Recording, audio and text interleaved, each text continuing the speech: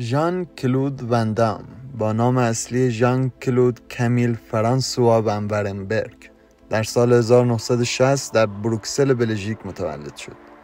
پسری لاغر و خجالتی که کسی باور نمی‌کرد روزی به نماد سینمای اکشن دنیا تبدیل بشه.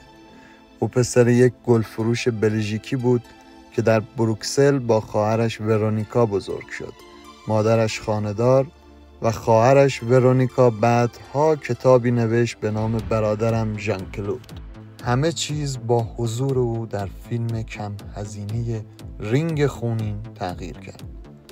فیلم آنقدر بد به نظر می رسید که شاید اگر اصرار وندام به کمک برای تدوین فیلم و التماس از تهیه کننده برای انتشار آن نبود، هرگز اکران نمی شد.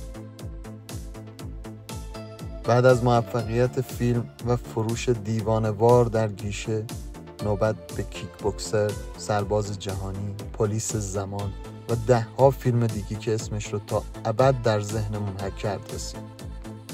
اما شهرت آسون نیست.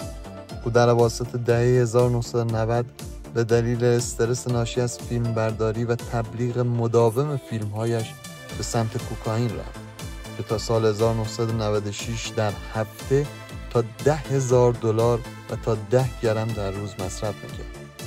او برای ترک اعتیاد خود به ورزش و روش ترک ناگهانی متأثر شد و توانست آن را شکست بدهد و این عادت را ترک کند، هرچند که نتوانست آثار مخرب آن را از چهرهش پاک کند.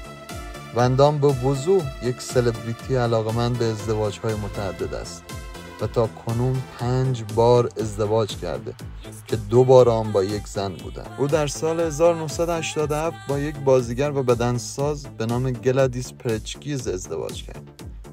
ازدواجی که در سال 1992 به پایان رسید.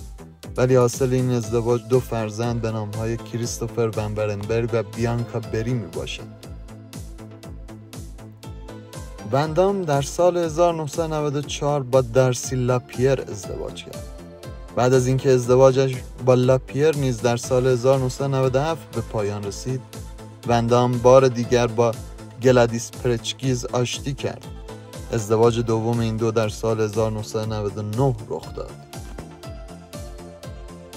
امروز اون یک افسانه است. برای ما فرانکی همیشه همون مردیه که با عضلات کات خورده، مدل موی مد روز و ضربات پای 360 درجه اونو به یاد میاریم. این بود داستان ژان کلود وندام، مردی که هیچ وقت جا نزد. اگه ازش چیزی یاد بگیریم فقط یه چیزه: هیچ وقت دیر نیست برای بلند شدن.